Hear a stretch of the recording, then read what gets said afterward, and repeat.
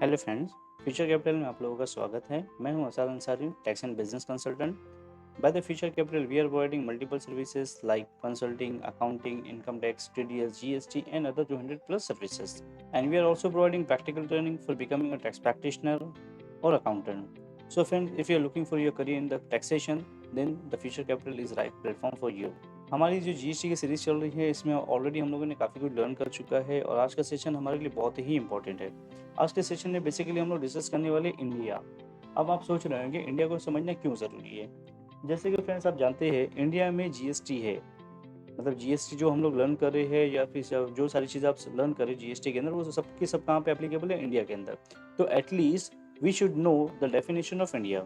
सो earlier definition India जो है वो अपडेट कर दी गई है। As per article 1 of constitution of India, जो इंडिया की जो डेफिनेशन प्रीवियस थी वो थी लैंडमास ऑफ इंडिया।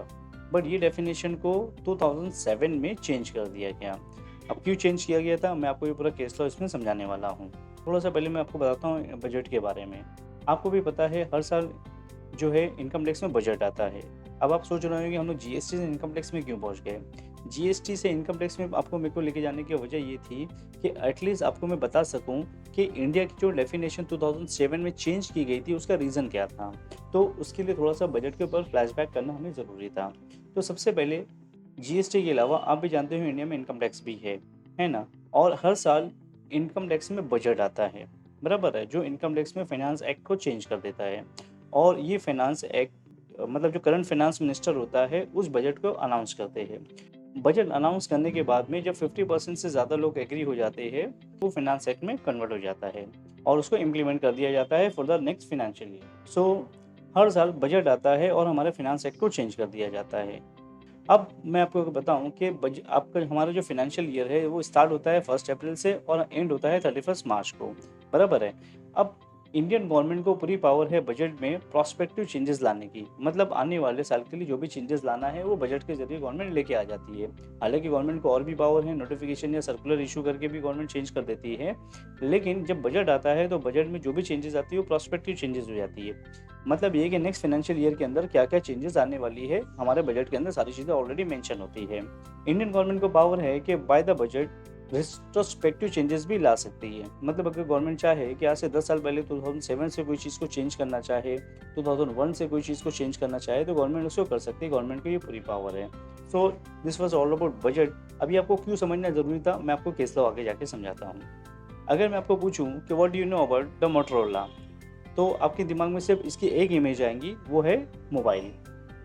मैं अपने मोस्ट ऑफ द वेबिनार में, मेरे ट्रेनिंग सेशन में, मेरे एडवांस ट्रेनिंग सेशन में लोगों से जब भी पूछता हूँ कि what do you know about the Motorola, people say it's a mobile company, it's a cell phone manufacturing है, यूएस बेस्ड कंपनी, ये लोग इस तरह के बताते हैं। लेकिन फ्रेंड्स, ये कंपनी के बारे में अगर मैं आपको बताऊंगा तो आपको केस लो समझने की में काफ़ी आसानी हो जाएगी।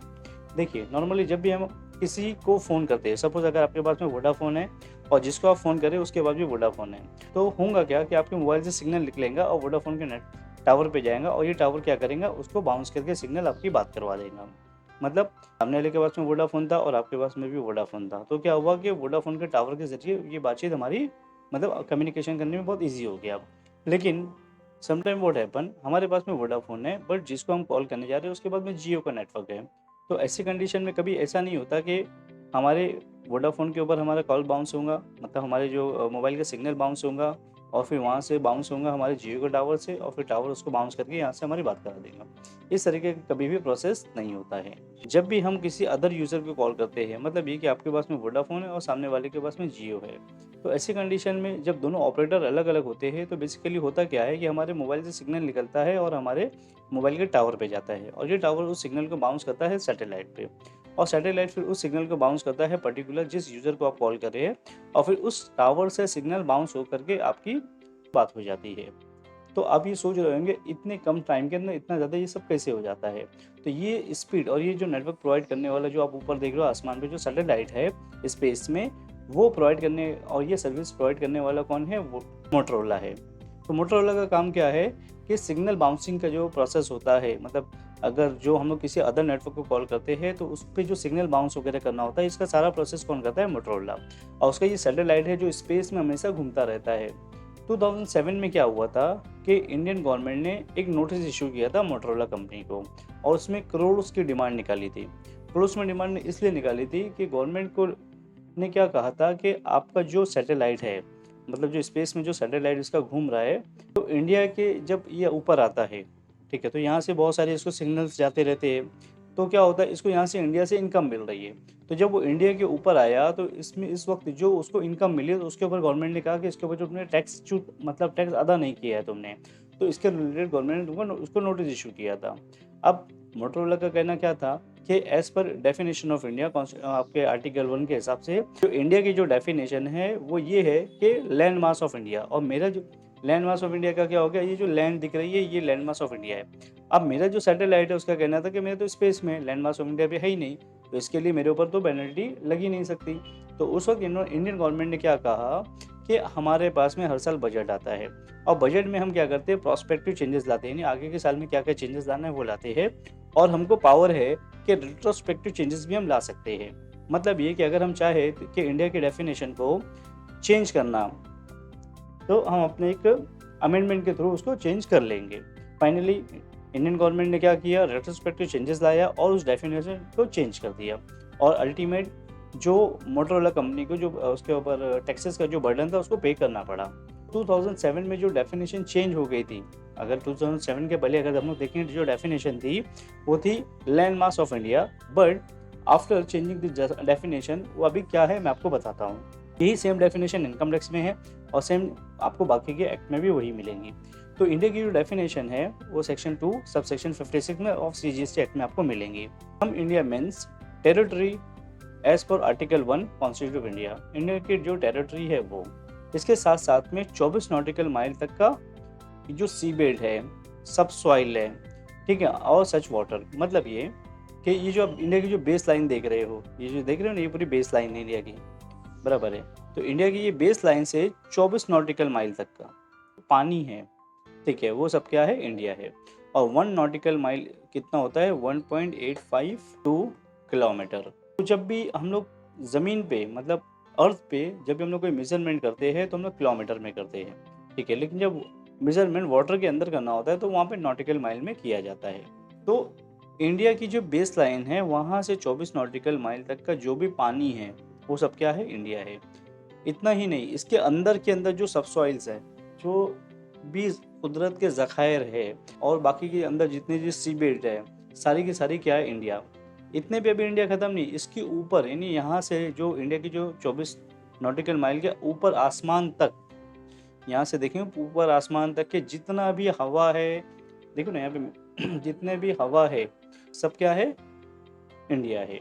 इतने पे भी इंडिया की डेफिनेशन अभी खत्म नहीं होती है। गवर्नमेंट का क्या बोलना है, any other specified maritime zone, कहाँ तक के 200 नॉटिकल माइल तक के, उसके ऊपर की एयर स्पेस, उसके बाद में टेरिटोरियल वाटर। मतलब ये कि जो इंडिया की बेस लाइन यहाँ पे तो 24 नॉटिकल माइल तक हम लोगों ने देख ही लिया, लेकिन इस बेस लाइन से और आगे 200 नॉटिकल माइल तक के, 200 नॉटिकल माइल तक के जितना भी पानी है, जितनी भी ऊपर हवा है, जितने भी मैरीटाइम जोन है, सारा की सारा क्या, इंडिया है। तो अगर हम ये समझे कि जो इंडिया की जो बेस लाइन है यहाँ पे, अगर ये हम लोग समझे कि इंडिया यहाँ ख़त्म हो गया है, तो इंडिया यहाँ ख़त्म नहीं हुआ है। कि इंडिया की जो बेस लाइन से ले करके 200 नॉटिकल माइल तक का जो भी चीज़ें हैं, वो चाहे ज़मीन के अंदर पाताल तक चले जाओ, पूरा इंडिया है। आसमान में जितने भी ऊपर तक चले जाओ, जितने भी एयर स्पेस है, सारा की सारा इंडिया है। फाइनली हुआ ये कि मोटरोला कंपनी को घुटने टेकने पड़े और उसको जो भी पेनल्टी थी उसको पे करने के लिए आ गई, और फाइनली उसको पे करना पड़ा था। आपको ये केस लो समझाना इसलिए ज़रूरी था ताकि आपको डेफिनेशन समझने में बहुत आसानी हो जाए। तो एक चीज़ आपको ध्यान रखना है कि जो भी बेस लाइन है वहाँ से 200 नॉटिकल माइल तक के पूरा इंडिया है, हर बेस लाइन से। अब जितना 200 नॉटिकल माइल तक के, मतलब ये ज़मीन के अंदर तक चलते चले जाओ पाताल में, पूरा इंडिया है, और आसमान पे ऊपर स्पेस में पूरा इंडिया है। जो भी बिजनेस इंडिया के अंदर होगा तो टैक्सेस भी इंडिया के अंदर ही हमको चुकाना होगा। अब ये डेफिनेशन समझना हमको इसलिए ज़रूरी था कि सपोज़ यहाँ पे ये 200 नॉटिकल माइल तक के यहाँ पे इंडिया है, कोई शिप यहाँ से आ रहा है और यहाँ पे रुका। अब यहाँ पे मान लो कोई एक पोर्ट था जहाँ पे उसने रुका और यहाँ पे उसने कुछ डील किया, तो उसको यहाँ की यहाँ टैक्स चुका करके फिर आगे जाना है, इसके अलावा गवर्नमेंट का बोलना है कि एयर स्पेस, जो मैंने आपको ऑलरेडी बता दिया, टेरिटरी और टेरिटोरियल वाटर, जो चीज़ अभी अभी मैंने आपको डिस्कस किया, ये सारा के सारा क्या है, इंडिया है। इंडिया के डेफिनेशन हमको समझना इसलिए ज़रूरी था कि इंडिया में हम जो हम जीएसटी एक्ट पढ़ रहे हैं वो इंडिया का पढ़ रहे हैं। हालांकि ये एक्ट जो है कनाडा का कॉपी पेस्ट है। अगर आप कनाडा में का जो जीएसटी एक्ट की आप स्टडी करोगे और इंडिया की करोगे तो आपको लगेगा बहुत सिमिलर है। सो आई होप आपको डेफिनेशन ऑफ इंडिया समझ में आई होंगी। इन केस अगर आपको कोई क्यूरी है या कुछ चीज़ ऐसी है जो नहीं समझ में आया तो आप मुझसे कमेंट बॉक्स में डेफिनेटली पूछ सकते हो। इसके अलावा अगर आपको और डिटेल में जानना है तो आप हमें दिए गए नंबर पे कॉल भी कर सकते हो और हमें व्हाट्सअप भी कर सकते हो। एंड फ्रेंड्स, आप लोगों के लिए मोर आपकी better understanding and regular updates के लिए मैंने एक व्हाट्सअप ग्रुप बना के रखा हुआ है, जिसके लिंक मैंने डिस्क्रिप्शन बॉक्स में शेयर कर दिया है। अगर आप चाहो तो उसमें जा करके लिंक के ज़रिए हमारे जो ग्रुप्स को ज्वाइन कर सकते हो, और ताकि कुछ भी आपको क्यूरी है तो आप ग्रुप में आपके कमेंट्स वगैरह डाल करके आप पूछ सकते हो।